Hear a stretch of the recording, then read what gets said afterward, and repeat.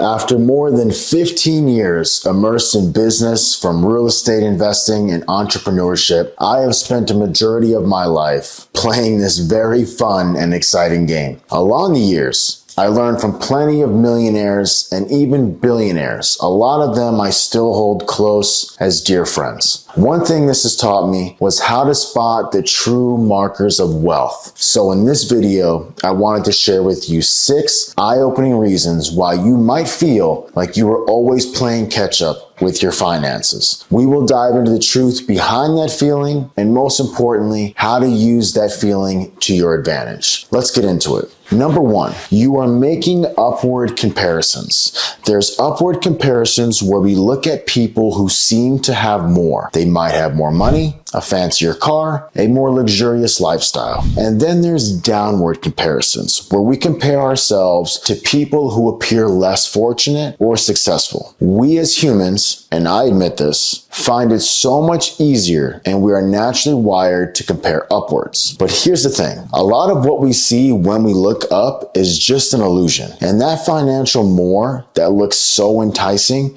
is usually carefully curated. Many people use tools and structures that make their lives and finances look far more impressive than they really are. For instance, say you and a friend both decide to budget $500 a month for your cars. You choose to buy a decent mid-range car on a 5-year finance. By the end of those 5 years, you would have paid off the car and it's yours, valued at around $20,000. On the other hand, your friend leases a car for the same $500 a month. Their car looks much nicer, and for 36 months, they get to drive around a new shiny car. But once the lease is up, they've spent $18,000 and have to return the car with nothing to show for it, and then start the process over. Same concept applies to credit card debt. In the US, 44% of people carry credit card debt, and in the UK, it's about 38%. Many of these people fall under the debt revolver category, meaning they only make the minimum payments on their credit card balances each month. The debt keeps rolling over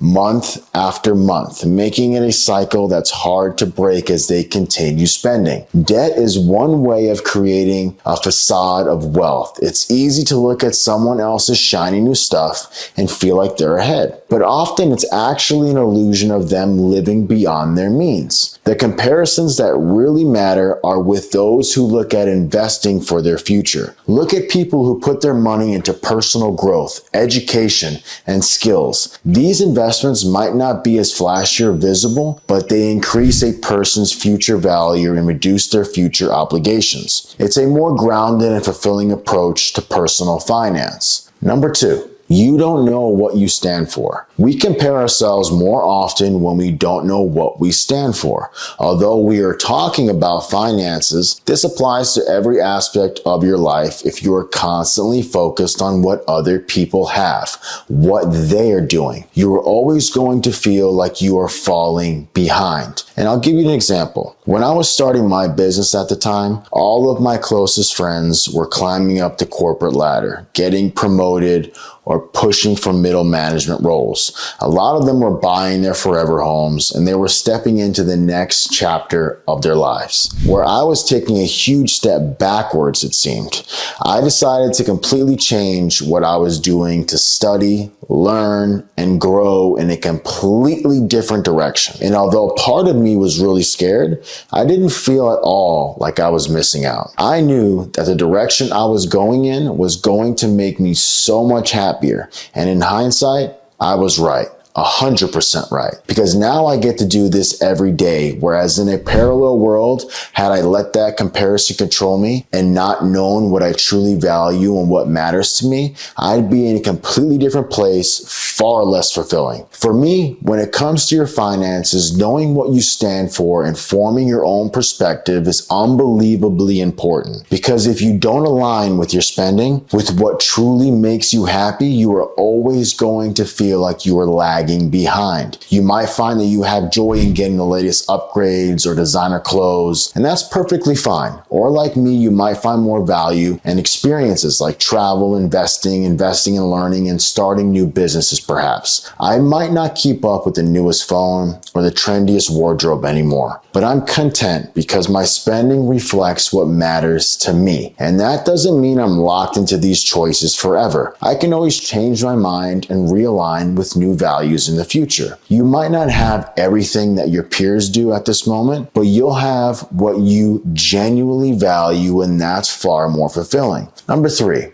You aren't learning. This concept is my favorite on the list because transforming how I compare myself to others has been life-changing. Instead of letting yourself question, why does this person make more money, bring you down, you should ask, how are they making more money? This shift turns envy into curiosity and growth. We often think others have it all figured out, especially when they seem wealthier or more successful. And it's easy to believe that they are just lucky or they have advantages that we don't. For years, I was skeptical about people making money online. I couldn't see how it was possible to make a living from it. But my perspective completely changed when I started learning and actually speaking to these same people. I learned they weren't just creating content. They were building brands, connecting deeply with their audience, diversifying their income streams. They were thinking outside of the box in ways that most have never considered. And this is something that comparison can only offer when viewed through the learning lens of learning and growth. And the same goes through investing. When I talk about investing or an 8% return, a lot of people are like, how do you get an 8% return? No bank is paying 8% interest at the moment. You are right. It's not. But I'm not talking about keeping your money in a bank account. The S&P 500 has returned on average over 10% over the last 100 years across any 20-year holding period. The annual return has always been at least 4%. Apart from the worst market crash in history, 79% of the time, the annual return was more than 8%. And in 59% of the instances, that annual return was 10% or more. When you just take some time to learn about what someone else is saying and where it's coming from and understand how they are getting there, your perspective and your growth projection completely changes. Number 4. You are forgetting the trade-offs. Have you ever looked at someone else's success and thought, wow, they really have it all? I know I have, and it's so easy to see someone thriving and assume that they've got everything perfectly sorted out. But we often don't see the personal sacrifices that they've made to get there or the ones that they're still making to keep it all together. We miss the late nights, the missed family moments, the doubts they've had to overcome. Take spending habits as an example. You might see someone jetting off to an exotic location and wonder, how can they afford that? What you don't see are the sacrifices they are making elsewhere to be able to afford that. Perhaps they live in a modest home. They drive an older car. They skip out on new clothes because traveling is the thing that brings them joy. When you get to know people better or you look at their lives holistically, you often realize that their sacrifices might not be the ones that you want to make. Understanding this helps you to stop comparing yourself, your best moments, to theirs, because you recognize that their struggles might be incomparable to your own. Number 5, you are following the wrong C.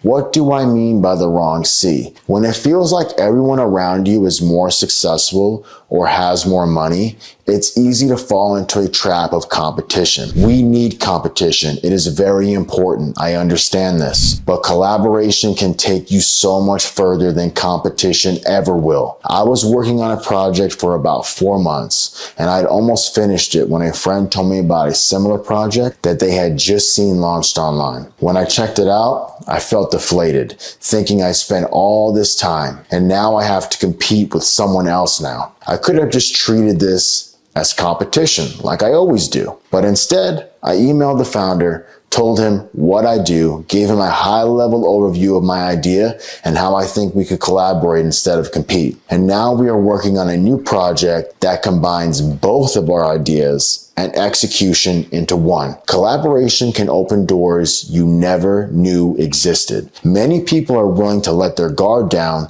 if you approach them with a genuine interest and have a collaborative spirit. It often just takes one person to break the ice and to set aside the ego and the pride. The other person usually responds in the same way, realizing that you are not out to compete, but to build something better together. Number 6, you haven't focused on you for a while. When was the last time you truly looked at your spending and asked if it makes you happy? It's easy to get caught up in tracking budgets and controlling expenses. Especially if you've been following my videos, you are clearly dedicated to getting better. But in the process, you might have forgotten to spend on the things that bring you joy. I do this all the time. Part of the journey and getting your finances together is also about enjoying the fruits of your labor. When you make room for spending on what genuinely makes you happy, you start to appreciate your financial decisions more. And when you are building your own financial confidence and you are so focused on your own path, you won't have time to envy other people or even compare to other people. So this weekend, take a moment for yourself. Treat yourself to something that brings you happiness, whether it's a nice meal, indulging in a hobby that you love, a small treat, or even sitting down to thoughtfully track your expenses for the month to make this a reality in the future. Let it be something that enriches your life. This way you'll find more joy in your own journey and less need to compare yourself to others. I'm here to help you learn, grow, and become the best version of yourself. Hit the like button. It helps the channel grow. Subscribe if you want, and I'll catch you on the next one.